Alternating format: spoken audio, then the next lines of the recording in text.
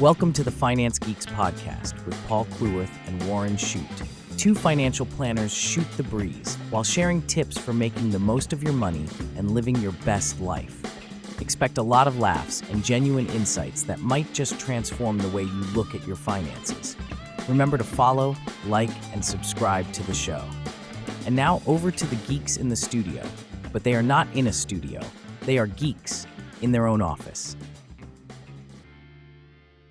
Hello and welcome, viewers. My name's Warren Shute and I'm with Paul Kluworth and of Tanner Financial. We're two financial planners. We're here to share ideas, our plans on this podcast with you. Hopefully there'll be lots of tips and ideas to help you live the best life and pretty much have a good time. So, Paul, what have you been up to?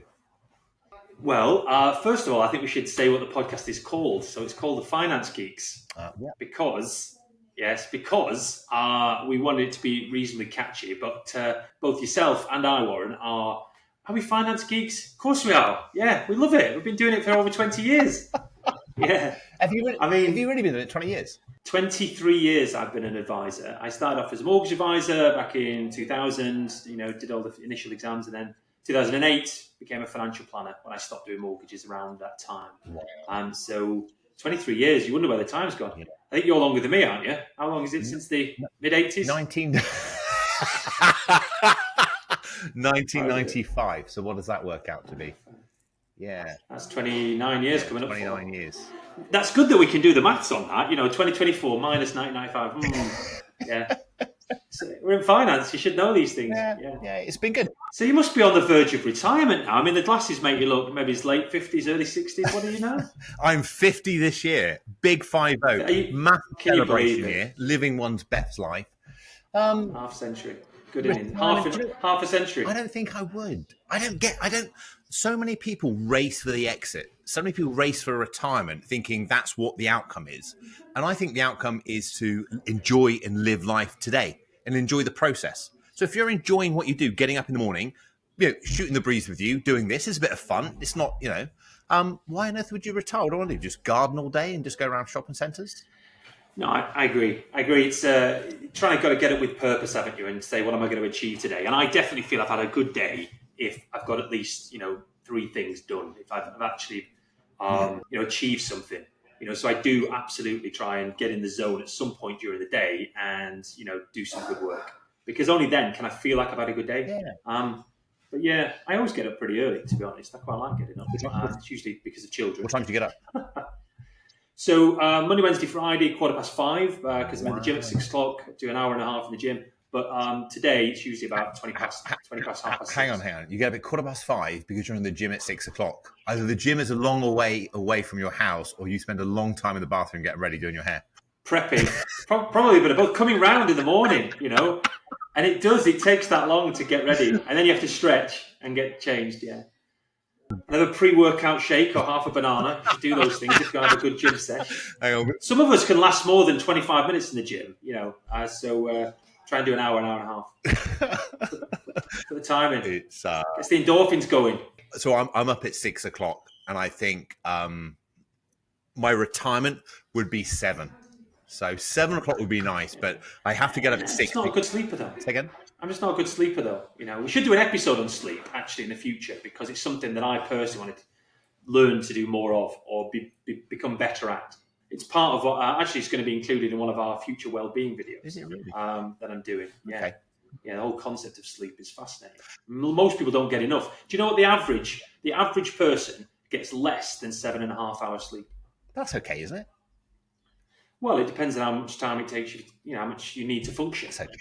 But yeah, I think so. So, so I'm lights out at 11 and I'm up at 6. That's 7 hours.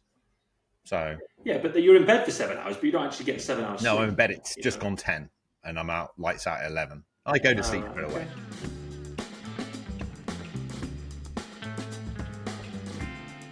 This is the start of 2024, January 2024. It is. I know. Where does the time go? What have you been up to? So lots of things with children, actually. I've got 2 boys who are 12 and, nearly 9. Rory's nearly 9, Miles is 12.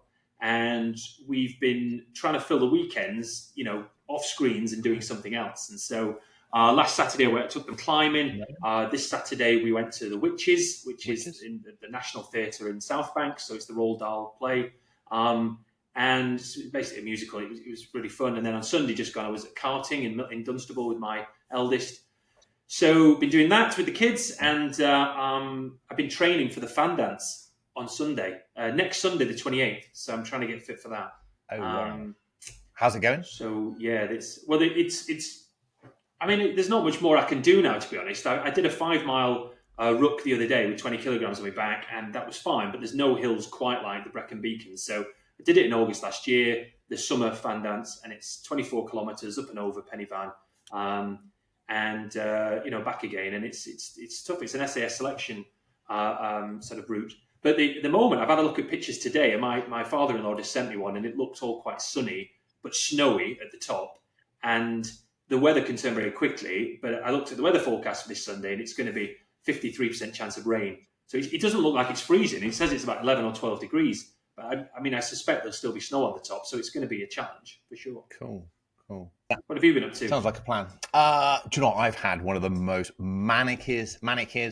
craziest starts to 2024 ever. So my PA left in December after 17 years. So I'm incredibly grateful for the 17 years she gave us. But she decided to move on to be a proofreader, which we supported completely. My practice manager broke her leg on Christmas Eve, and we've been crazy busy. So we were a member of staff down anyway. We were recruiting in December. So we've kind of come back all guns going, blazing, busy, basically 2 members of staff down. So it just means things have got to adapt and flex. And I say that because sometimes from the outside, when you look on social media, everything looks perfect. And everything's working fine, but it's just doing a little bit more work than I normally do. Yeah, definitely. So it's good. It'll sort itself out. What doesn't kill us makes us stronger. Definitely. How's Nikki? How are your kids? Yep, Nikki's great. My kids are fantastic. So I've got Ollie, who's 18, and Bella, who's 17 next month. And they're good. So just out looking for a car for Bella. So I take my father duties very seriously. I taught Ollie to drive. I'm excited to teach Bella to drive. So we're out looking at cars. We saw one yesterday, but it just wasn't quite right. Didn't have reverse sensors or front fogs. And I'm a bit of a stickler for safety. I kind of want to give her the heads up. Hang on, you've got to get the car that costs £1,000 or less, and then the insurance is 3 times that. You've got to get the absolute rust bucket. You're not going to get her a nice car, are you? Not necessarily a nice car. I have a deal with my kids that I'll match whatever they save. So both of my children have bought half their cars. I'm really into financial education, and I do it. Whatever I do externally, I preach internally. So one of the things is my kids, they've saved half their money. I matched, or my wife and I match whatever they save. How did they save all that money then, if they're 17 and 18, doing summer jobs or working for you? Working for us, doing summer jobs, doing work outside, saving their pocket money, things like that. So they get pocket money, they do chores for their pocket money. Read the money plan, tells you all about it in there.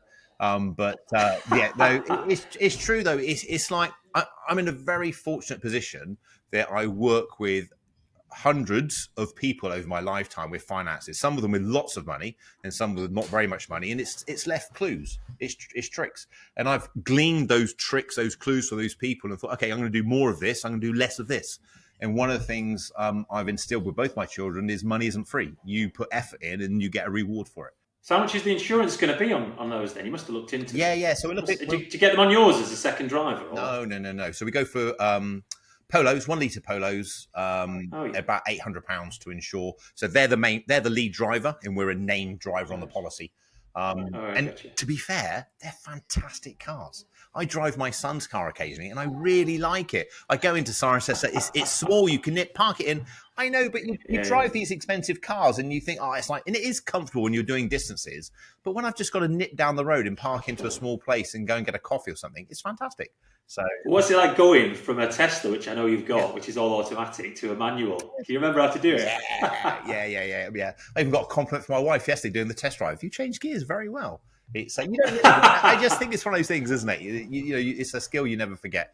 Of course. And thing I'm looking forward to most is taking her out to drive. I think we've got these things. I taught them how to ride bikes. Taught them how to swim. These are the things that we'll remember as we get older. And hopefully they'll instill on their kids family Very generation good. things. So yeah, that's that. I bought myself a trumpet. My dad is 99 this year, and he's a massive bandsman. He was in the military band, and I learned to play the cornet when I was about 6, 7, all the way up to about 15. Then I stopped because I found girls and rugby and everything else. But I bought myself. You'll pick it up again? I wonder how long it'll take. You're going to get lessons? Probably won't. I don't know. There's YouTube. You can teach yourself so much these days. I don't want to be a professional musician, but I think maybe if I just bit of YouTube. I've been on there already, and I'm getting the hook. I do like it. So, It's going to be fun. Yeah, maybe I'll play you a tune. I always wanted to play an instrument. I always wanted to sort of try and get. It's making the effort. You've got to have enough willpower to get to the point where you think, right, I'm going to buy the instrument. I'm going to start playing it.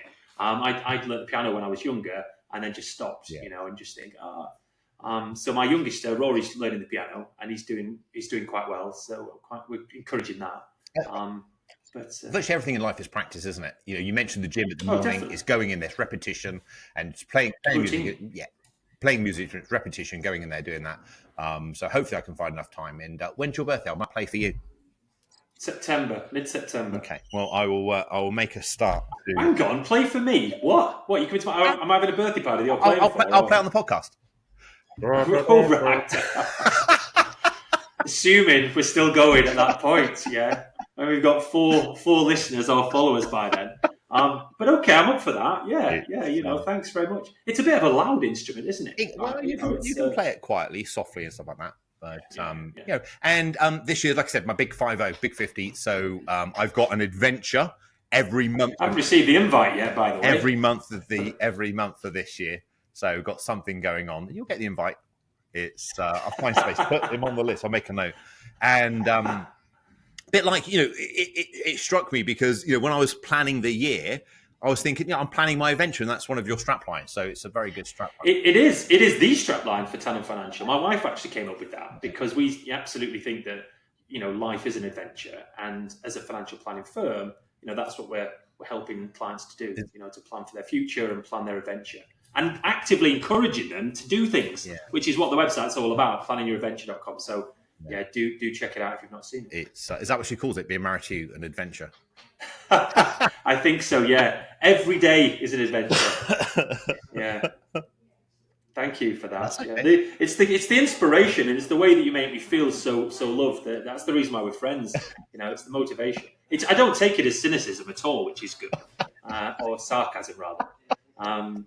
Yeah. I've got a thick skin, which is part of being northern. I think that's fine. Give as good as I get. I think it might be time for hot off the press, Warren Shoot. What do you think? Yeah, absolutely.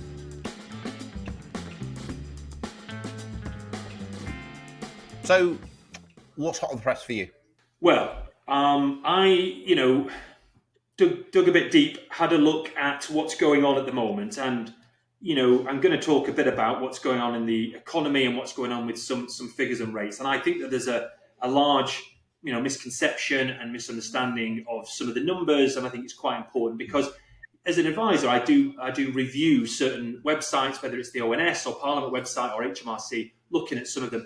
And it comes up in conversation as part of a discussion with clients. So for example, according to the ONS, house prices fell 2.1%.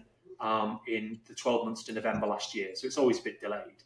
And have a guess what the average house price is in the UK at the moment. Maybe you know this already. No. I'd probably guess it's around 250,000 for that. So it's 285,000. That's in the UK. Not a bad guess, is it? All right, I'll give you. You're only 10 or 15% out, but that's not bad. In England though, it's 302,000. In Scotland, it's 194,000, and in Wales it's 213,000. So it differs depending on where you are.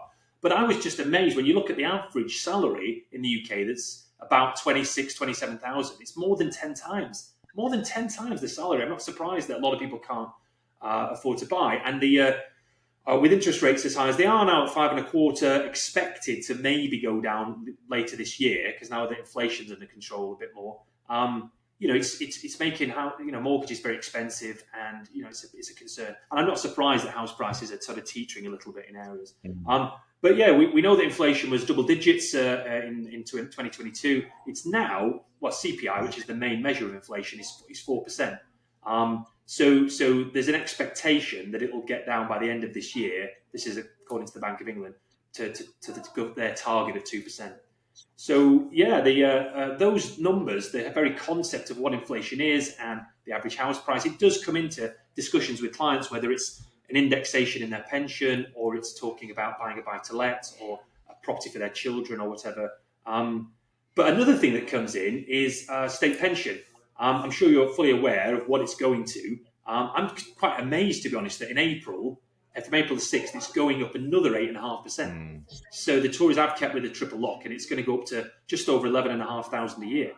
So it's being that it's an indexed income in retirement, and a husband and wife can both get it if they get 35 qualifying years. It's kind of like having £380,000, I worked out, to provide that level as an indexed annuity. Yeah.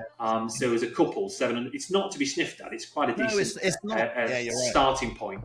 Yeah, so many people do sniff at it and just ignore it and things like that, and don't take it into consideration so much. But no, it's a decent. When do most of your clients look to try and achieve financial independence? Because of course, state pension comes at the end of your 60s, doesn't it? Typically 66, 67. When do they look to try and achieve it? Yeah, and start to draw down on their pot of money. John, it really does vary. It does vary massively. We have a large cohort of clients who just don't draw down on their pensions at all. Because they've got sufficient final salaries or something. Or just sufficient investments. Absolutely, yeah. So we just defer accessing the pensions till the last pot, really. Obviously being very tax efficient. But my biggest aim for clients is to enjoy the window between, say, 60, 65 and 75. Does that make sense? Because I think 75, you start to become less active. And although we do planning, and we've always done planning to age 100, and for younger people, we plan to 110. So this is an irony here. For younger people, we plan to 110. And for very old people, we plan to 110 as well.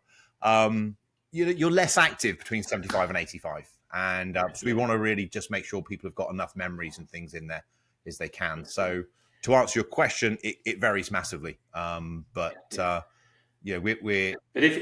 if it's going to be 60, which it is for some clients, or even mid to late 50s, the point is they've just got to have sufficient other monies besides state pension to draw on before they get this boost of income between husband and wife in their late 60s. Yeah. On the state pension, for a lot of our clients, I say for a lot of our clients, for a number of our clients, we've just used the state pension to fund a whole of life policy. To help protect their inheritance, because they don't need it. They don't need it. Oh, of course. I don't buy into the deferring the state pension. Okay, so no, it doesn't work anymore. It doesn't. It does. It's not as good as it was in terms of the amount that you get, the extra amount that you get. It used to be like 10%, 10.9% on an annual basis. It used to be a huge increase, but there's not a lot of benefit in doing it now. But if they don't need that money, transferring that across to an insurance policy, pay out a chunk of money when they pass away to help cover the inheritance tax and fund the next generation, it's a great strategy. So it's going to be interesting to see when it's means tested in the future, because I can expect that to happen. It's costing the government so much money in welfare to pay for the state pension, and as you've said, you've got lots of clients like I have that'll say, "Well, I've paid my stamp, my NI to get it." But it's not as if the money they've paid now pays that income. Of course, it's current taxpayers that are paying that state pension. So I wouldn't be surprised if it was means tested in the future. Hey, you mentioned hot off the press, and I think that's an extremely valuable thing. Mine's less valuable, really, on that basis, but equally important to note. I don't know. Do you use Andy Hart's Hum newsletter, the premium? I do. Yeah, I do. What a big shout out to Andy. Fantastic bit of content. I've used it pretty much from day one, and we get some great feedback from our clients on it. So I just wanted to say congratulations on that. But also for any listeners here who are financial planners, Andy's got a price increase coming up. I think it's on the 1st of March. So if you're not yet a subscriber, highly recommend go and do it, subscribe to it. If you don't like it, you can always cancel. But if you get in at the lower price, you guarantee those lower rates. So for me, that's the hot off the press that, we try and touch our clients about 50 times a year. So it's really, really, high touch. Wow, that is a lot. Yeah, it is because, they're important to us. And that's genuine. We really do give a monkeys about them.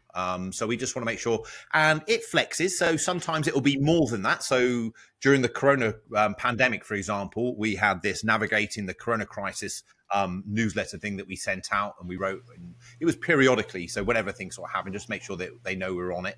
But generally about 50 times a year, just so that they know that they're there, and it's not just a once a year kind of thing. Very good. So, no, that's excellent. I think that in the main article, the focal point that we'll get to shortly, we're going to talk a bit about the goals for this year. And one of my things is about engaging with clients. So what you've said there is very pertinent. Okay, well, go to it now. Why not?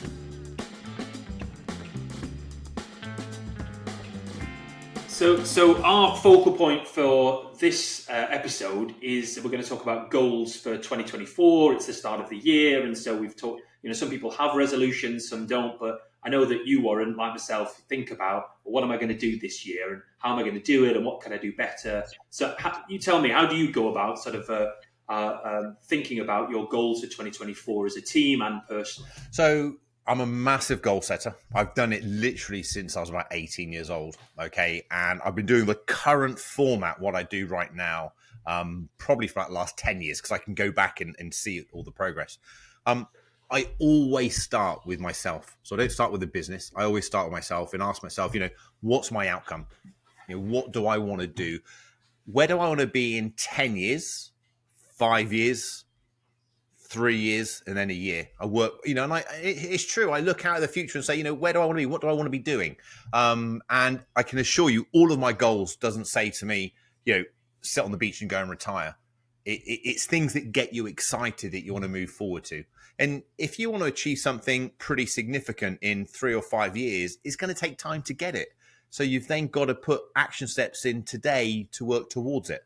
So I start literally there, 10, 5, 3, and then 1 year. 1 year gets very specific. You can imagine the 10 year and 5 years are very big picture, sort of conceptual, but 1 year is very specific because 12 months goes in a heartbeat, doesn't it?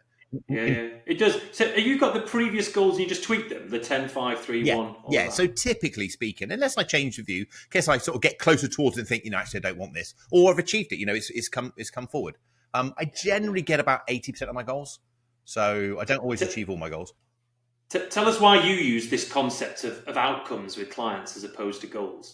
So you always get an outcome, okay? You don't always get the goal. So I kind of want to set clients up for success. So when I'm talking to clients, I'll sort of say to them, what does the future look like? How do you want to live the rest of your life? Use the Dan Sullivan question if you're having this conversation 3 years from today. And for me, it's really a case of holding clients accountable to help them move towards what it is they want to achieve. Because let's face it, there's a lot of people out there who can recommend a pension, a bit of life insurance, and arguably there's websites that can help you do that, okay? But to help clients live their best life, to help clients live life by design and not default, which is one of our strap lines, that's what people buy. That's what people really want. They want to make sure that they're living their best life. So we talk to them. We just sort of say, we're having this conversation. We sort of build this out, and I do it with myself. I do it over Christmas in the New Year period. And this year it stretched a bit into January. I do it at the same time as doing my own financial plan. And, hey, practicing what you preach. I love it. Do you know, if you don't have a financial plan, if you're a financial planner out there listening to this and you don't have a financial plan, please just pause and just start your financial plan. It's like the most important thing you could ever do. Well, you'd be a hypocrite, wouldn't you? It's ridiculous. You can't do the job unless you're doing it yourself. I think so. It's crazy. And if you're a member of the public and you don't have a financial plan, I promise you, it's a guiding document to help you live your life by design, to live it intentionally, because precious time's running out, and before you know it, you'll be retired or post-retired or in your 80s, whatever, looking back and thinking, I wish I had done that, or why did I accumulate so much money? Why have I got all this money? The outcome isn't to have all this money in your last days. Your outcome is to enjoy and spend and utilize this money. And that's to someone who's a financial planner who invests money for a living. There's definitely a lot of people don't get round to thinking about it because it's there's no structure to it, and perhaps they're just too busy living their lives, working, kids, home life, to think about it. So, one of the benefits of using a planner or an advisor is you can delegate this to them, or at least have them there as an impartial advisor, to sort of a confidant to ask you these leading questions and get you thinking about what it is that you want to achieve. So you talk about outcomes. Are you also talking about setting clients' expectations and trying to help them visualize what the future looks like. Yeah, no, definitely.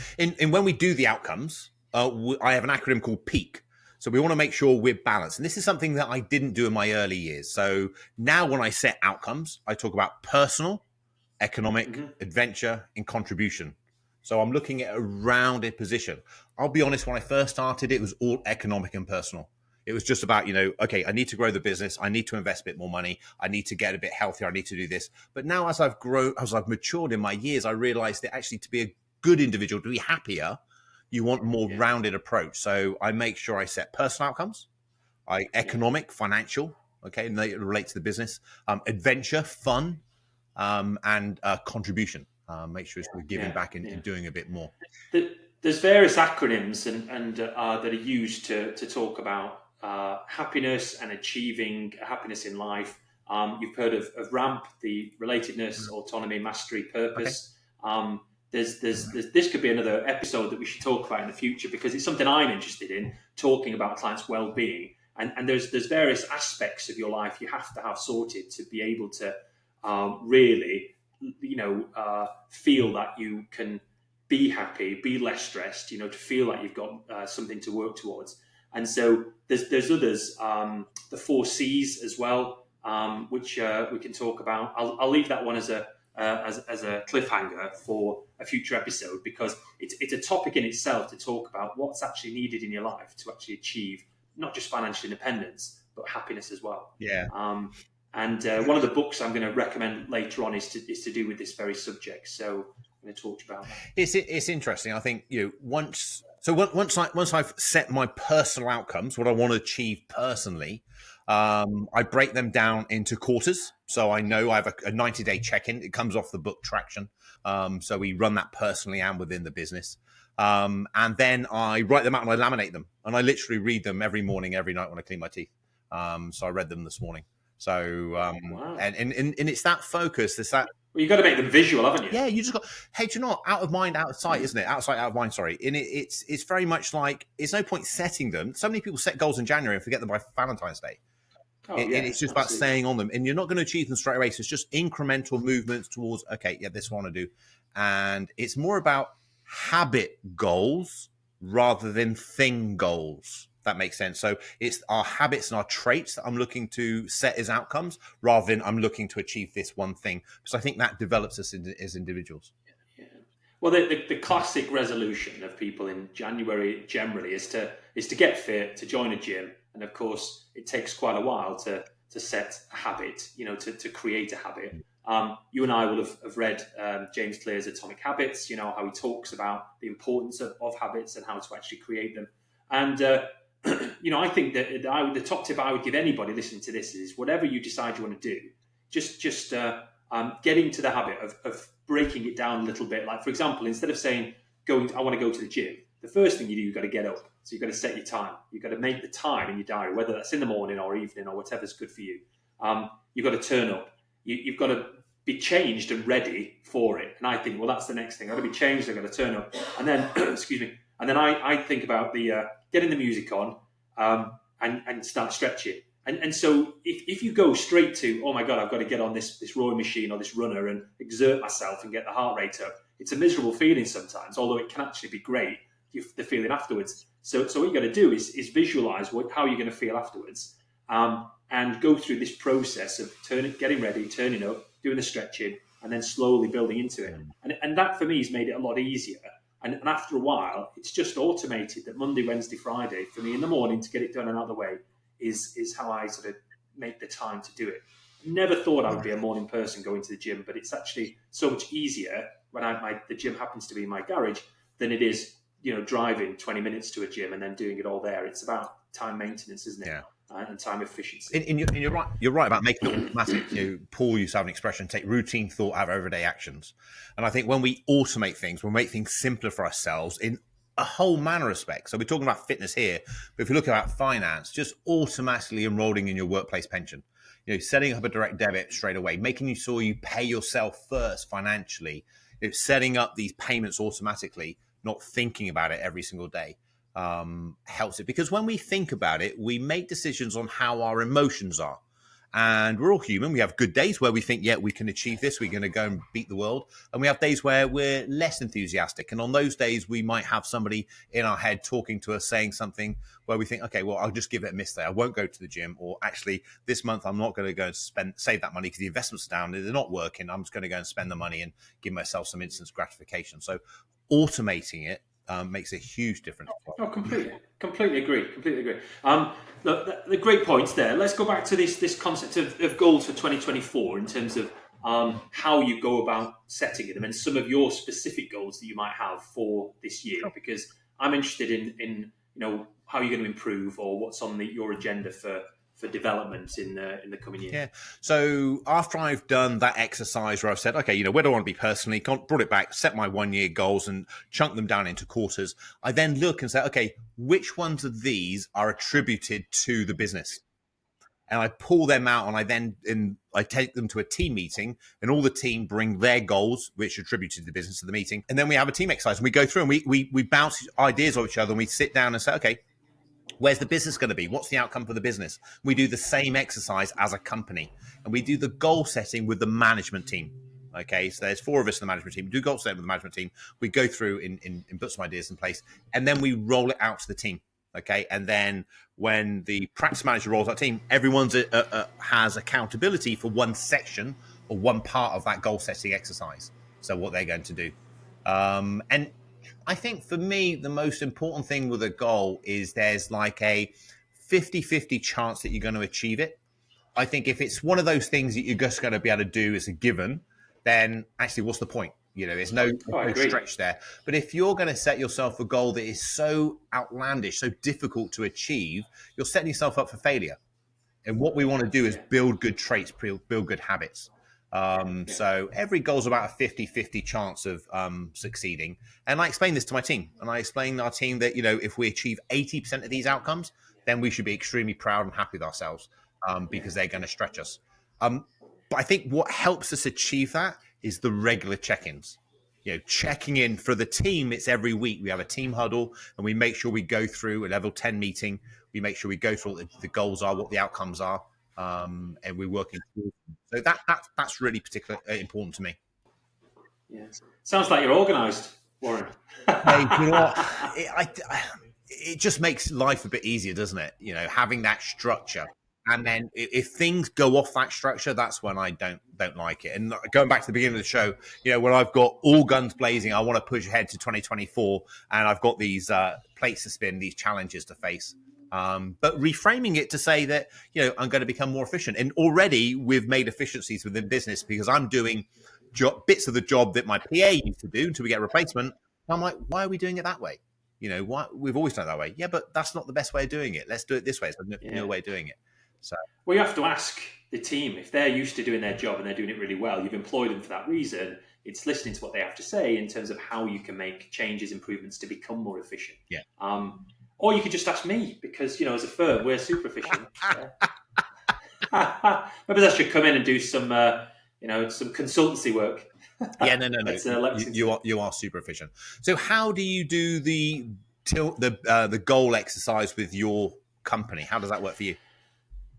I'm not saying that this is the way to do it or that there's an optimal way. I can only tell you what we have done and the way that we did it just recently. So I actually started having a meeting in my kitchen with my wife, who's one of the directors, and she does all our books. But 90% of what she does is for Team Cleworth and our children, right? So, but I wanted to talk to her about our personal goals before all the business ones, because it's all well and good, me going to her and saying, right, this is what we are doing as a business, or let's talk about all the business first. But actually, it's about how it affects us and the children and so forth. So we said what we would do, and we both made a list.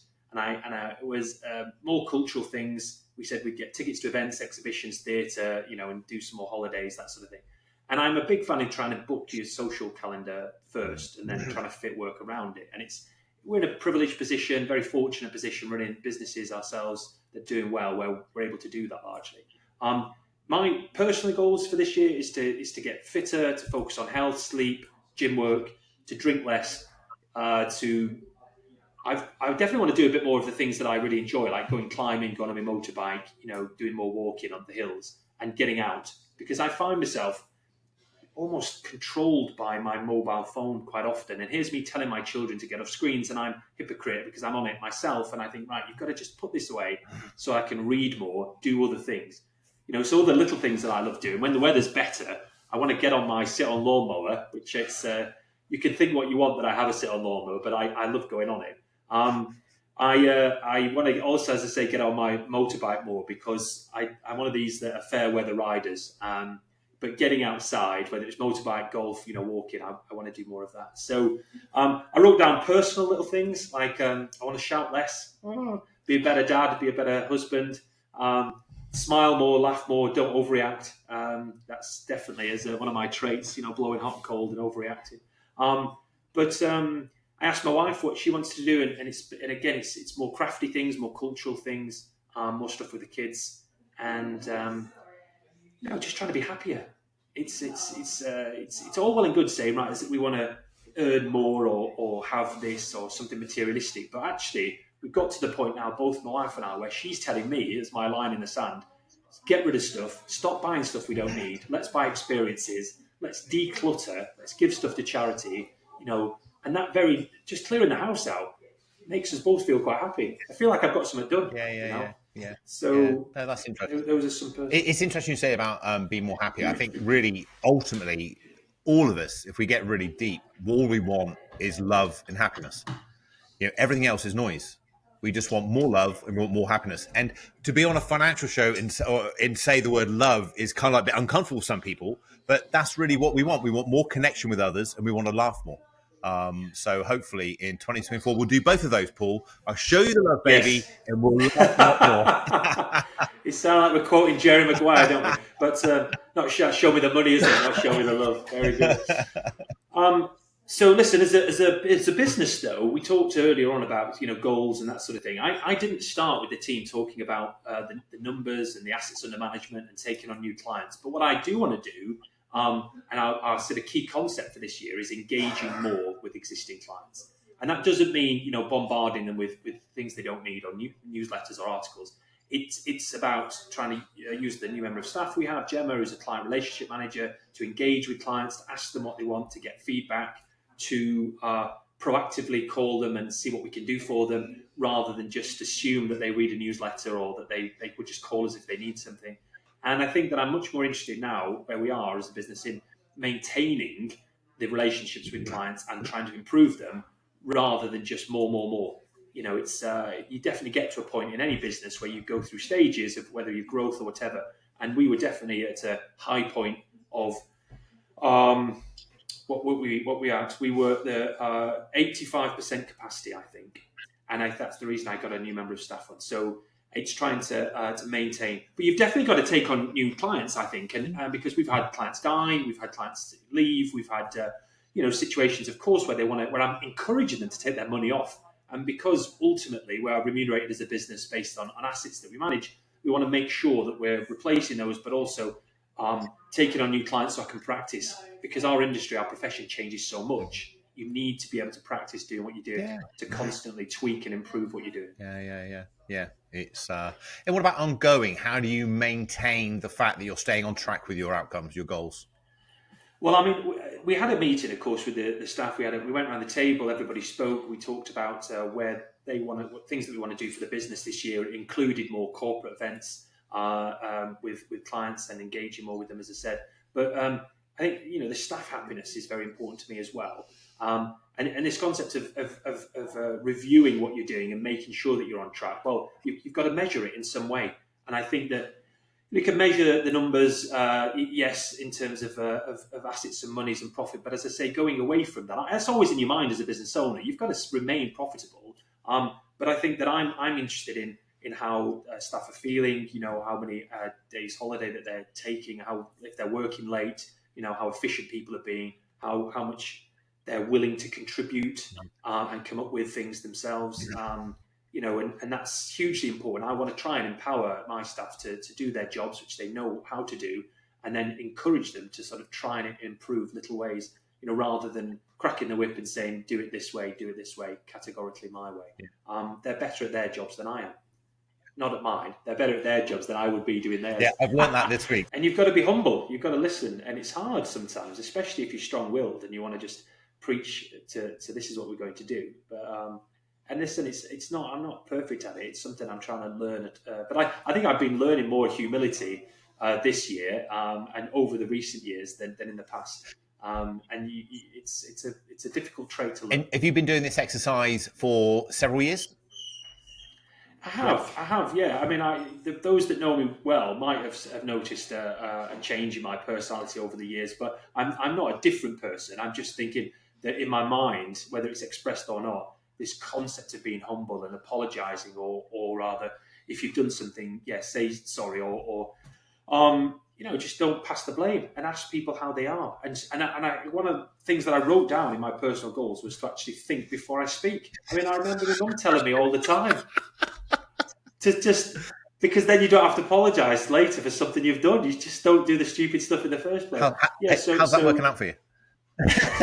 Well, I'm working on it, Warren. I'm working on it. I told you I wasn't perfect.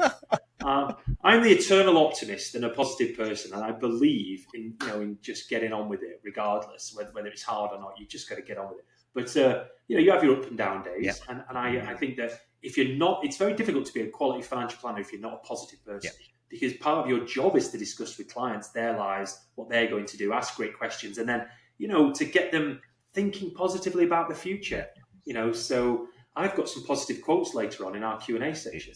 So do you and this process that you're using, it's worked for you in the past as well? Yes, I think I work in chaos, quite frankly. Anyone who's come and see my office with a desk, thankfully that you can't see on this camera shot, if anybody's watching this for live. I think that for me personally, I've always struggled with the list of things to do. I write it on one piece of paper, then in a book, then somewhere else, then I'll use Outlook. I've got to edit, but I remember, I know a lot of people just forget stuff. I just remember all the things that I've got to do and then write it down again. Yeah. And I do it that way. Some people just have to write it all down and focus on whether it's written or on an app like Evernote or something like that. But I don't know. I just think, right, what's important today? And when you've got loads of things to do, and you write down a list of 10 things, the easiest thing is often to do the easiest thing first. You do the thing that's going to not require the biggest amount of willpower. Perhaps it's just sourcing you need to book a hotel, or you need to do a sale for a client online. It's just transactional. It's much more difficult to actually have that conversation with the client that really needs you, that's you perhaps think, oh, this is a complicated situation, I need to engage my brain, and checking a document that you just don't want to check, but it's going to be hard work. I think you've got to flip it on its head and do all those hard things first. I've got into the habit of highlighting things in a certain colour, and then those 3 things, you might highlight them in purple rather than yellow or green or orange, a different colour. And you think, right, if I get them done, the rest of it's easy. I can coast the rest of the day. But if you don't get them done, you'll push it to tomorrow and keep pushing it and pushing it. And it's procrastination, and pushing things off. And that's not getting things done drives me mad, So one way or another, I'm definitely, if you want something done, give it to a busy person. Give it to me, I'll get it done. It's fascinating because I genuinely do love speaking with you. That's one of the reasons why we developed this podcast, because we've been having these chats for some time now. And I think we are so similar, yet so different. Does that make sense? We are both very successful. Well, I'm handsome and you're not. It's all like Beauty and the Beast, isn't it? Yeah. I'm English and you're half American, so there's... But, so we're like, everything's written down. I read a book years ago called Get Things Done or Getting Things Done, something out, and it's phenomenal. It's a great book, GTD. And we use that process in the office, and it just enables me to get a whole bunch of things done. I'm very, very incredibly structured and precious of my diary and my time. Well, tell me about creative time, though, because it's all well and good, say, following a system and a routine and having it all written down. When do you get a chance to actually think and be creative? So being half American, we call it putter time. So I have putter time every week. And if this isn't a plug, but I got a coaching course too. And I was literally just talking to the guys last Friday about it. About one of the most important things you can do in your day or in your week is having creative thought and just having that time. And there's 2 times that I do it. So I do it every week. So it's structured. It's in the diary. And I have this creative time where I just then review what's going on, brainstorm how the week went, what I want the next week to look like, that kind of thing. But also before a client comes in. So I am evangelical about my private time 90 minutes before the client comes in. So all my client meetings are at 10 o'clock in the morning. I come in the office about 8:30. In between 8:30 and 10, I become my client. And that's what I do. I get into the world of my client. I go through my client's file, and I basically see, how can I really help this client become the best person themselves? So my creative time is one with the clients 90 minutes before they come in. Yeah. But then every weekly, normally on a Friday, sometimes on a Saturday morning, I'll just do creative time. I come in the office nice and quiet and just plan things out. And don't you meditate as well? I meditate, twice a day, every day. For how long? 20 minutes a time. Yeah. Really? Yeah. First thing in the morning. How? Sit down, feet, your hands on your knees and do it that way with your eyes closed? I do a thing called transcendental meditation, TM. And I do. We're losing listeners here. We're not got any. We're losing them. 20 minutes more, 6 o'clock in the morning, and then normally about sort of 5:30, 6 o'clock before I leave the office at night. Probably one of the best things I ever did. That and give up alcohol. Yeah. Yeah. Oh, very good. There's another discussion in itself, isn't it? Ask me when I meditate. When do you meditate, Paul? I don't. Yeah. Have you ever meditated? No. I did it the other day. My wife gave me a mask, this red light mask, and I put it on for 10 minutes. And it's quite good because it's something to do with collagen stimulation or whatever in your face, because she's very good at beauty routine. Anyway, I was just going to say, you look really good for 60 years old. You're looking really good. Thank you. Yeah, I think I've got more grey hair than you. That's terrible. I don't know why it's so grey. It's because you're worrying all the time, thinking like, where's all my paper? No, I don't worry. Taking time out is very, very tricky, especially when you've got a hectic life with kids and running a business. And I think for me, it's on my dog walk. So I normally would go dog walking on Tuesday, Thursday, Saturday, Sunday. Nelson's more than a dog. We refer to him as Nelson, right? It's like my dog Nelson's a Dalmatian. He's 3.5. He's nearly 4. 7th of April. I even remember his birthday. We had him as a lockdown dog, so we got him 7th of April 2020. Can you believe it's nearly coming up for 4 years since that point? Anyway, yes, he's a big boy. He's 35 kilograms, maybe he's more, and he's very, very energetic. So he loves going on long walks. So the best time is when I take him to Brecon Beacons and take him go up there with my brother, and we're doing like 10 mile plus walks. He's not even out of breath. We're there. We're struggling a bit after 10, 15 miles, and he probably does double that because he's back and forth. But anyway, when I take him out for a dog walk, I usually listen to a podcast or listen to a book or some music, or sometimes nothing at all, and just try to, this concept of mindfulness, just take it in and just, focus on the walk. Because a lot of people, when they go walking, they're actually on their mobile phones, they're drinking coffee, they're doing everything other than taking in nature and actually focusing on their breathing. So for me, it's that.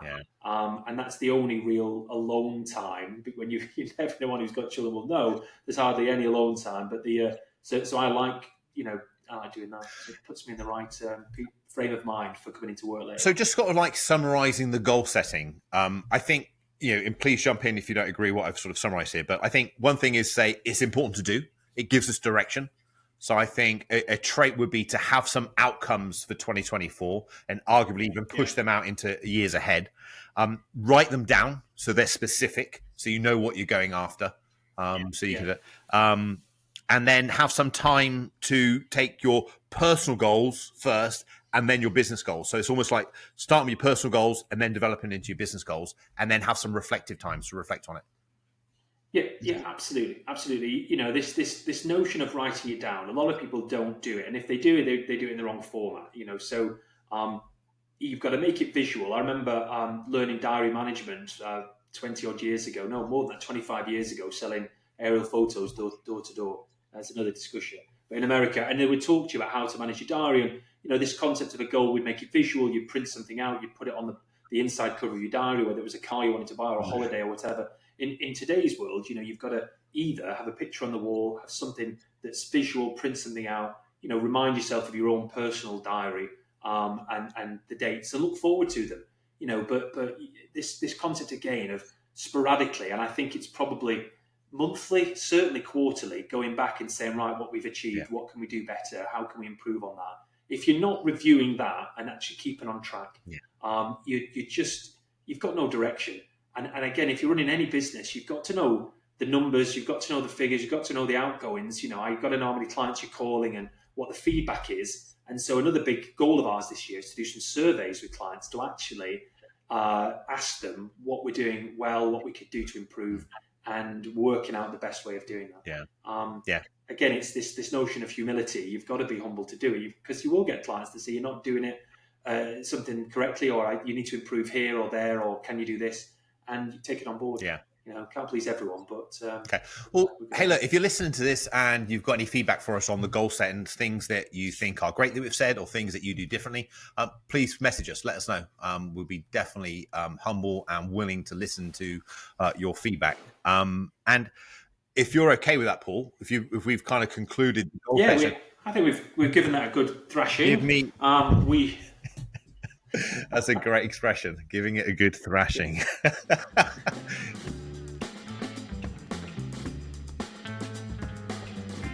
Give me your 2 pennies worth. What have you got for us?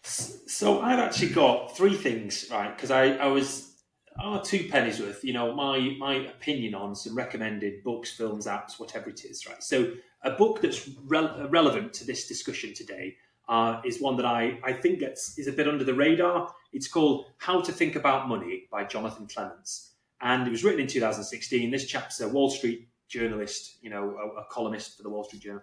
It's been sort of approved, if you like, and condoned by Charlie Ellis and John Bogle. John Bogle was the founder, as we know, of Vanguard. And one of the things that the book talks about is the fact that money is powerful. It's the power to dominate someone's thoughts and ambitions. It's also necessary to navigate life. However, it's asking the question: how do you regard money in a healthy manner? Is it possible to use money wisely to help you achieve your goals and increase your happiness, rather than just making more money, it being the end goal? And when you talk about setting goals or resolutions for 2024, if your goal is to get a new job or to earn more or whatever, you've got to ask yourself, is that actually the purpose? Is it just to accumulate more? It's got to be the balance between, doing a great job, being rewarded for it, enjoying that job, and actually focusing back on personal life and happiness. So this book's actually particularly good, and it's not that long. This is actually it here. It doesn't take that long. Totally recommend that. Okay. I've got an app that I'm going to recommend, one that my wife and I used and she's found and we both like. It's called Life 360. The details for all of these things we're saying today are going to be in the show notes. I've got links to all the things that I've referenced. And this particular app is, I think there's a $2.99 a month premium, but it's to show where your family is. It's about family safety and location sharing. And I love it because when my son gets on the bus in Whitwell, I can see when he's at school because he's got a phone and he has to put it in his bag when he gets to school. That's cool. It's got the tracker, and we know that he's safe. We know that he's there at school. That's really cool. That's really good. I mean, you get the tags, don't you? Apple have got the sharing the tags that you can put, and you can put it in someone's bag. But just doing it on an app on the phone, I like it. It also gives you feedback. So my daughter's fantastic at giving us feedback and telling what's going on. So my son sometimes just gets caught up in the moment having fun. So if we need to know where he is, we just do the Find My Phone, and we can. Oh yes. He's on his way home. You're all Apple at your house, aren't you? We've got a combination of Apple and Android. Yeah, no, we're all Apple. Okay, so I like that. And I got one other film. I got one other thing that I wanted to give you my 2 penny worth on because I love it, and I'm going to recommend it to anyone who wants to watch it. It's a film. It's not a new film, but it's one that I keep going back to watch. I'm one of these weirdos who sort of keep watching. You watch a lot. I watch films over and over again, and I keep all my old DVDs and Blu-rays, and then buy all the films again on the Google Play store and the Google Movie Store. So anyway, this film, I've mentioned I've got into climbing. I quite like climbing. It's particularly difficult, I find. I do a bit of bouldering. I took the kids, as I said, up to Big Rock Hub in Milton Keynes. They've got a Big Rock Hub and another one, Big Rock Hold or something, in Milton Keynes. Brilliant. So they have the big long ropes, the auto belaying machines, and then you can do lead climbing. But they have lots of bouldering as well. Anyway, this film is called The Dawn Wall. Oh, yeah. And it's got Tommy Caldwell, Kevin Jorgensen, and they basically climb what was thought to be an unclimbable part of the El Capitan, which is in the Yosemite National Park. And it was August last year, 23, guys. only August. Took my family to America. We went on a bit of a tour around San Francisco and then up through. We went to Napa, and then we went over to Yosemite National Park as one of the places. And we were there. It was 100 degrees. It was sunny. It was beautiful. It was a bit too hot. But I sort of trekked to the bottom of the Scotland nose at the Dome Wall, and I looked up and I thought, how is this even possible? So I just really love the climbing movies, whether it's Dome Wall or you might have seen Free Solo with Alex Honnold in 2018. He climbs it with no ropes. Just anything like that. But Dome Wall is my recommendation. Okay. Mr. Shute, do you have any? What's your 2 pennies? I do. So I've just finished reading a book called Get More Referrals Now by a chap called Bill Cates. So not Gates, but Cates. Hey, do you know what I think? Any good? Do you know what I think? If you were starting out, if you're a new financial planner, or if you're new in business and you want to network and get more clients and stuff, I think it's very, very good. It tells you almost the referral etiquette, the obvious thing. So we only get business by referrals. We're not on any search sites or whatever. And when someone gets referred to us, we always ring the referrer and thank them and just say, hey, thanks. We'd have a little chat and stuff like that. And we are very appreciative of people putting their trust in us, because I understand that, there's a lot of loyalty and concern that things might go wrong. So when they put them across to us, we very much appreciate it. We show that appreciation. So Get More Referrals Now. It was a good book. If you're new in the business, I think it would be a great book. Highly recommend it. And I guess on a similar theme, my app is actually a simplistic one, but it's called the Birthday app. Okay. So every week my PA prints off, I know we're old school, prints off my clients' birthdays, and I call my clients and wish them happy birthday and stuff like that. But this app just pings and gives me a reminder on my phone. Obviously my PA's left. I need to automate things now, right? So I now just get a ping, but not only am I getting my clients' birthdays, I'm getting everyone in my phone book and arguably people on social media that I'm connected with, and it's telling me their birthday. So I've had conversations this year with people who I've not spoken to in years. I've just picked up the phone and said, hey, it's really good. Hey, it's your birthday. Yeah. I'm really sorry. I've not spoken to you for a long time. I thought I'd pick up the phone and just say, hi, how you doing? So you call them, do you? That's takes a lot of effort to do that, as opposed to just text or WhatsApp them. Do you know, but I'm not. This goes back to living your best life. We're not rushing through life. Does that make sense? I don't want to try and get to the end line and think, yeah, I made it. I just want to enjoy each step. The journey. Yeah. So enjoy the journey. I had a call with a guy yesterday, and he was a dad at the school where my kids were when they were younger, and I've not spoken to him for ages, and it was really nice to connect and bond with him. And I wouldn't have done that otherwise. And I've got another call to do this morning after we finish this podcast. So so it's the Birthday app. I think it's like £1 something to subscribe a year. It's really cheap, but it's great. It's simplistic, and if you're looking to build relationships, which is what this business is all about, which is what business is all about, I'd say, then highly recommend it. And what have you been watching recently? Have you got to watch any film or any documentary or any series that you've enjoyed? Not really. I'm not really a huge sort of TV person. Nikki, my wife, sort of controls or dictates the TV. My son was back. Well, do you know what? Happy wife, happy life. It's a great motto. Yeah. But my son is back from uni. He's just gone back the weekend, and my daughter's back. So we all, as a family, watch Silent Witness, and we absolutely love that. So we like things like that, Silent Witness, drama, things you got to think about, and Vera and things like that, but no movies and stuff. Nothing sort of too exciting, really. I think it's time to move on to Q&A, which is not questions and answers; it's quotes and anecdotes.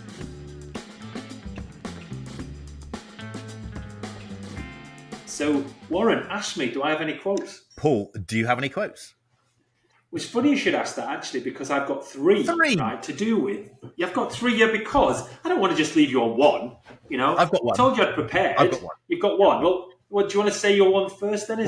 Shall I say mine and get it out the way so you can then say your three? So let's do that. I've already said Ollie was back from university, okay? And I went upstairs the other day, and he'd gone out, and I looked at his room. He'd just come back from Sweden with his friends. I looked, and it was a mess. I just took a photograph of his room. I just sent to him and said, look, tidy room, Ollie. How you do one thing is how you do everything. And it's genuine. And hang on, tell me who said that quote. I don't know. We looked it up. I think it was Warren Shute. I think it's your new quote. I think we Googled it. We couldn't find who said it. I'm sure wasn't the person who came up with it. I'm not sure I've got much original content, but how you do one thing is how you do everything. I think, and I believe it, and I just sort of sent to him because for me, our job is to raise great human beings, okay? And someone said to me one day you've been a good parent if your adult children want to be your friend. And as a family, we still enjoy spending a lot of time together. And I just want both my kids to be the best that they can. So I just took a photograph of it, just sent to them, hey, Ollie, tidy your room, buddy. Make your bed in the morning. How you do one thing is how you do everything. And he went back and went, yeah, absolutely. So that's mine. What about you? Very good. So I've got first one's on market timing, right? It's always in the press about, especially at the beginning of the year, when all the institutions, the financial institutions, the investment banks are telling people what they think 2024 will hold and what will happen. And there's then the big debate about active versus passive investing and all the rest of it, buying and selling. And I quite like this quote from Nick Murray, where he just said, timing the market is a fool's game, whereas time in the market is your greatest natural advantage. And, I think we're both advocates of the keep it simple, the evidence-based investing, the low cost, that sort of thing. But it's the discussion, it's spending time on the important things and the getting the investments structure right, as in focusing most of your time on that buying and selling and discussing it, is the wrong thing to focus on. It's just the wrong thing. If you want to be a really good financial planner, don't focus on those overly too much at all. Once you get it right, just let it ride arguably and make little tweaks if needed. Yeah. Got a second one on procrastination. I thought it was relevant to the beginning of 2024 in the new year. And this quote's by Napoleon Hill, and it says, procrastination is the bad habit of putting off until the day after tomorrow what should have been done before yesterday. So, it's the day before yesterday, yeah. And then hang on, I didn't even jump in on it because it's related. It's funny you mentioned that because I'm just reading Think and Grow Rich at the moment, so I've got that on the go. I read that pretty much every January for some reason. I don't know why, it's a bit of a habit. And the quote I've got with procrastination is, it just rings my. I don't know where this came from. Procrastination is the assassination of success, and I don't know where it comes from. It was just given to me decades ago, but it does. You're absolutely right. It's just get things done. Anyway, go ahead. Go on. I think. Yeah, and no, I love that because you've got to get things done. We talked about routine and habits and that sort of thing, but you've just got to start. You just got to get off your backside and actually start. And it's the easiest thing to do is procrastinate. Yeah. Just put it off to tomorrow. And then the last one is on winning. And I'm sure everyone's heard of Jesse Owens. So he actually apparently said, we all have a dream, but in order to make dreams come into reality, it takes an awful lot of determination, dedication, self-discipline, and effort. And, he was a pretty good athlete, so you can sort of take that on board.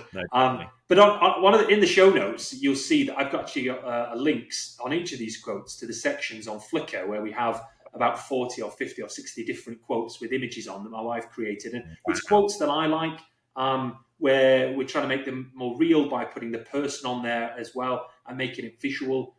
Because often you hear the quote, and obviously this is a podcast, so a lot of people won't be listening to it. But if you do click on in the show notes and you click on the links, you'll be able to visualize it and see it more. Yeah. And there's lots of other quotes there which I'm going to bring in due course. So I think we're going to include some movie quotes, being a movie buff, in the future, and some other anecdotes as part of the Q&A section. But as for our first podcast, I don't think that went too badly. It went all right, didn't it? How do you think? Hey, I think it went brilliant. And Paul, I really enjoyed it as always.